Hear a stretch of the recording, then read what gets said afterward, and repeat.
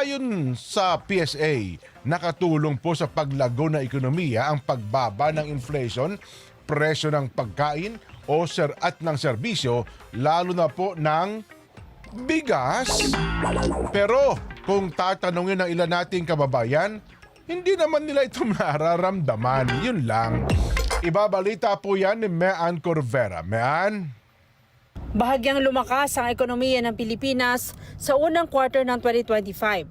Sa performance report ng Philippine Statistics Authority, sinabi ni National Statistician Yusek Dennis Mapa na umabot sa 5.4% ang naitalang gross domestic product ng bansa mula Enero hanggang Marso kumpara sa 5.3% sa huling quarter ng 2024. Ilan sa mga nag-ambag sa paglago ng ekonomiya ay ang wholesale at retail trade, motor vehicle at motorcycle repair, financial and insurance activities.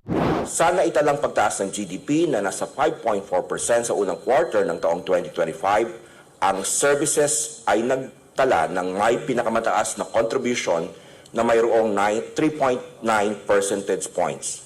Ito ay sinundan ng industry na nakakapag-contribute ng 1.3 percentage points at agriculture, forestry and fishing na nakaambag ng 0.2 percentage point.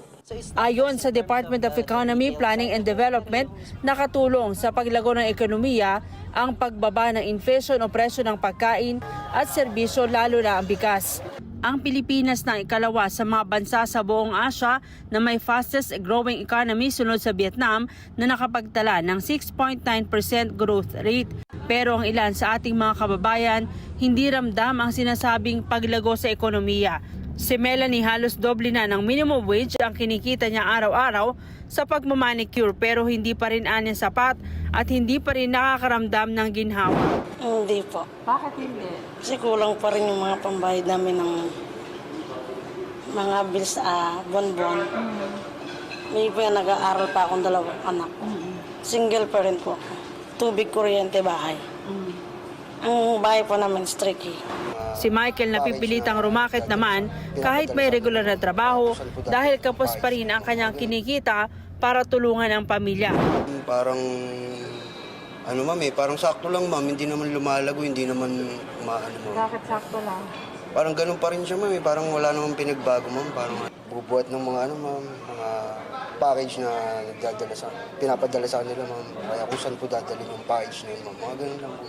Pero sabi ni Edilion, may mga ginagawa pang paraan ng gobyerno para ibaba ang presyo ng mga bilihin at serbisyo para makaagapay lalo na ang mahirap na mga Pilipino. So it's not just in terms of the retail side of it, pero yung mismo production side of it.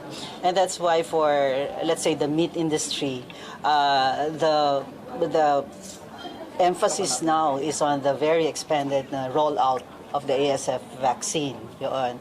Tapos, of course, we also want to have, just as we want economic diversification, agricultural diversification din. There's also now more investments in irrigation.